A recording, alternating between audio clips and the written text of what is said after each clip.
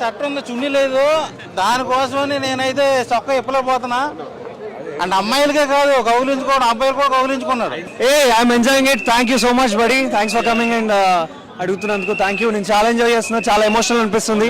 ఒకప్పుడు ఇట్లా మైకులు పట్టుకొని అచ్చండి నుంచి అడిగేటోని సినిమా ఎట్లుందని. ఈ రోజు మీరు అందరూ అడుగుతుంటే, జనాలందరూ బ్లాక్ బస్టర్ రెస్పాన్స్ ఇస్తుంటే నాకు అసలు ఏం మాట్లాడాలో కూడా నాకు అర్థం కావట్లేదు. థ్యాంక్ యూ అన్న, థ్యాంక్ యూ సో మచ్ అన్న. లవ్ యూ అన్న, thank you so much. How was the movie? చాలా బాగుంది. అందరూ డెఫినెట్గా వచ్చి విజిట్ చేసి చూడండి. ఎందుకంటే like the greatest love story అని ఎందుకు తాగబట్టారో ఇప్పుడు అర్థమైంది. లైక్ మీమ్స్లో వస్తున్న క్లైమాక్స్ మాత్రం అస్సలు కాదు.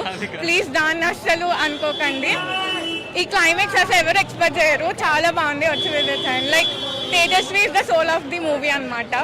సో డెఫినెట్గా వచ్చి వాచ్ చేయండి. Thank you. మూవీ అయితే చాలా బాగుంది. First and foremost only one character నాకు మైండ్లో ఉన్నది అంటే తేజస్వి, అంతే. చాలా బాగా యాక్ట్ చేసింది. నెక్స్ట్ న్యాచురల్ స్టార్ అవుతుంది తన. సో మనకి ఇప్పుడు న్యాచురల్ స్టార్ నాని ఎలాగో ఇప్పుడు న్యాచురల్ స్టార్ తేజస్వి అలా అవుతుంది.